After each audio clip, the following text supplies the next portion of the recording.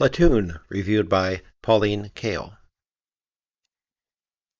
Oliver Stone, who wrote and directed Platoon, based on his own experiences, dropped out of Yale at 19, taught Chinese students in Vietnam, did a stint in the Merchant Marine, and finished a novel in Mexico, which he couldn't get published. Feeling, he says, that he needed to atone for his life of privilege and his individuality, that he had to be an anonymous common soldier. He enlisted in the Army, and on his 21st birthday in September 1967, he was on his way back to Vietnam, where he saw action with the 25th Infantry along the Cambodian border. In the next 15 months, he was wounded twice and decorated twice. He came home, he acknowledged, a freaked-out pothead. At one point, his stockbroker father paid off some people to get him out of jail for marijuana possession. In 1969, he enrolled in the NYU Film School, where he had Martin Scorsese as a teacher and pulled himself together. "Scorsese gave me film as a way to use my energies," he said to Peter Blauner in a recent interview in New York.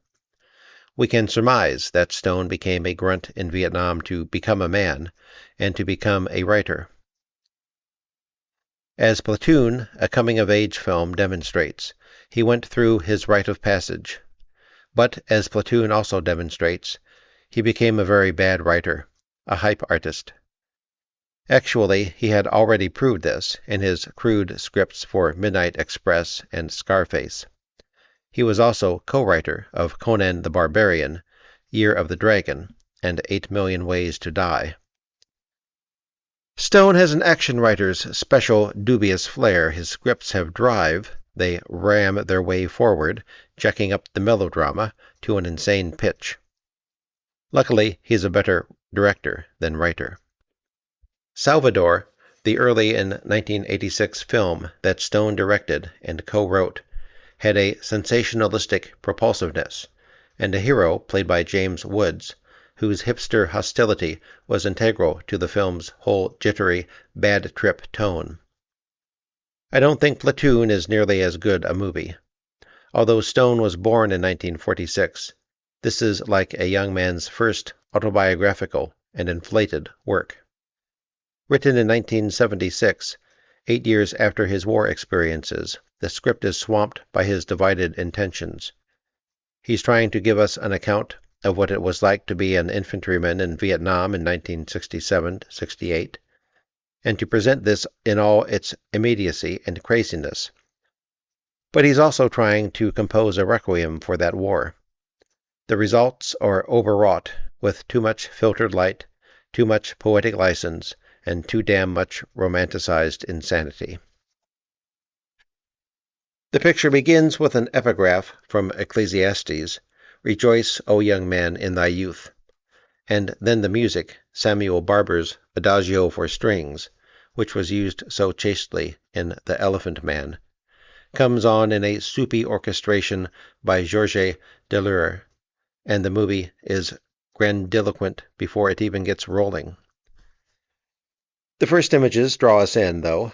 Charlie Sheen's 21-year-old Chris Taylor, the Oliver Stone character, arrives in the confusion of Vietnam, and the plane that brought him is loaded with body bags for the return trip. Just about everything to do with Chris's initial disorientation, his getting to know the men in the platoon, and the pre-dawn jungle ambush in which he sees the enemy advancing, but is paralyzed with fear and can't warn the other men, and then is wounded, has dramatic life in it. So does the small talk. There's good, if perhaps too eloquent, sequence with the men in a hooch, drinking and doping, listening to rock and roll and dancing. In a psychedelic, homoerotic bit, an older soldier blows pot smoke through a rifle, and Chris inhales it.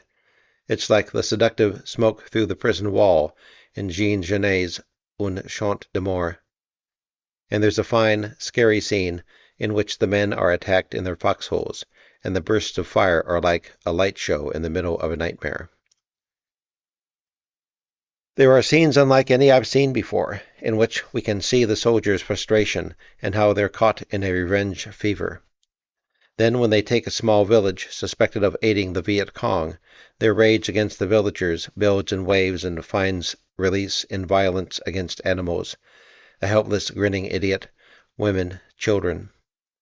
The film shows Chris taking part in the cruelty, and then gaining control of himself, and grasping at first hand what many of us at home watching TV grasped, that whether the Vietnamese won or lost in the fight, it was what we were doing to them that was destroying us. The film is about victimizing ourselves as well as others. It's about shame. That's the only way in which it's political. It doesn't deal with what the war was about. It's conceived strictly in terms of what these American infantrymen go through. Platoon has many things to recommend it, but its major characters aren't among them. Chris is a pleasant-faced blank. Not the actor, the character. And regrettably, he narrates the movie by reading aloud the letters he writes home to his grandmother. You might think that Stone would be too hip to add the explanatory emotions this way, particularly after Sheen's father, Martin, recited the tormented, purploid prose that Mike O'Hare wrote for the narration of Apocalypse Now. The voiceovers here are perhaps even more stupefying, since they're easier to comprehend. They're populist sentiments, reminiscent of the Joad family conversations in The Grapes of Wrath.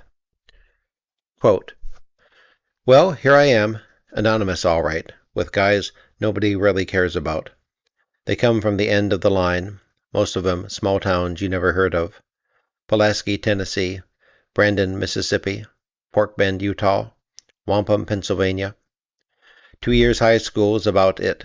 Maybe, if they're lucky, a job waiting for 'em back in the factory, but most of 'em got nothing. They're poor, they're the unwanted. They're the best I've ever seen, Grandma. The heart and soul. Maybe I finally found it way down here in the mud. Maybe, from down here, I can start up again and be something I can be proud of, without having to fake it, be a fake human being. Maybe I can see something I don't see yet, learn something I don't know yet." End quote. It's like some terrible regression. Stone's gone back to being a literary preppy.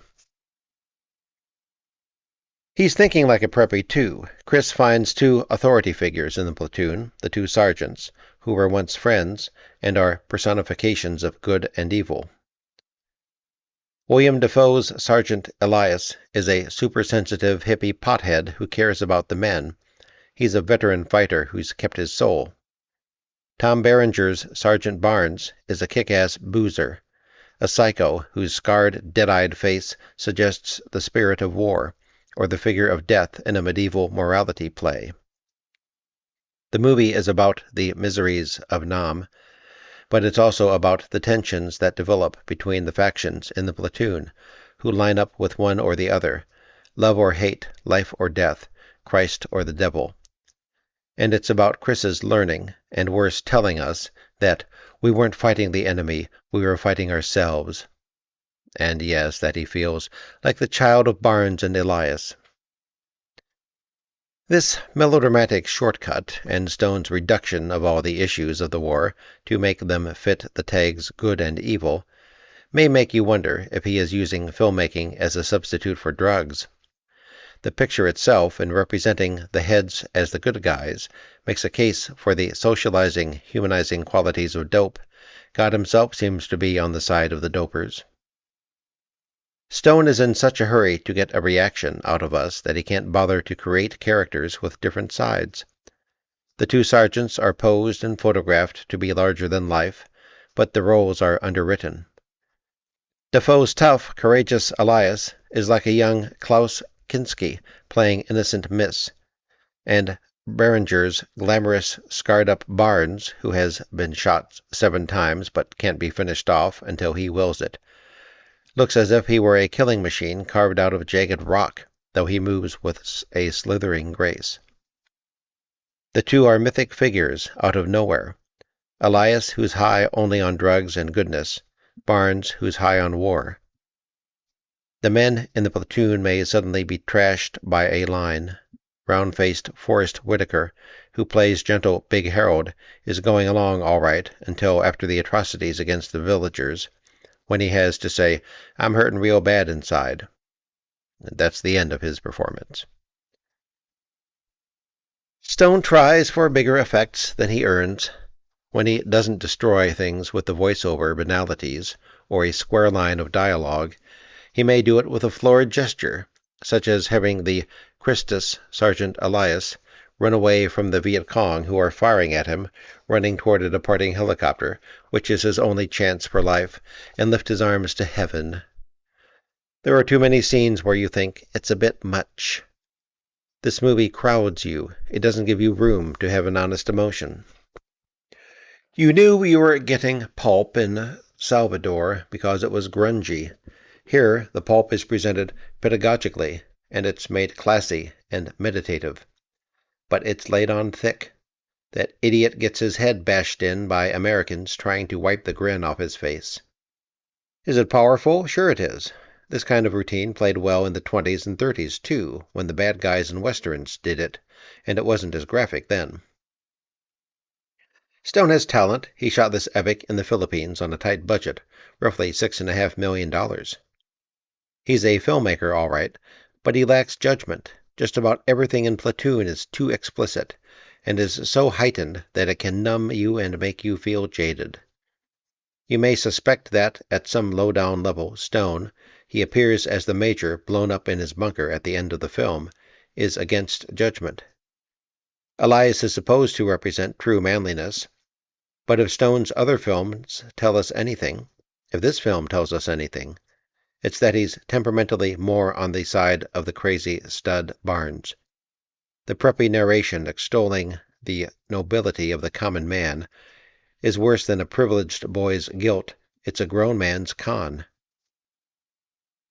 Stone's movie-making doesn't suggest that he was a young, idealistic Chris Taylor going to war to find himself in the comradeship of the anonymous, but rather that he was a romantic loner who sought his manhood in the excitement of violent fantasy.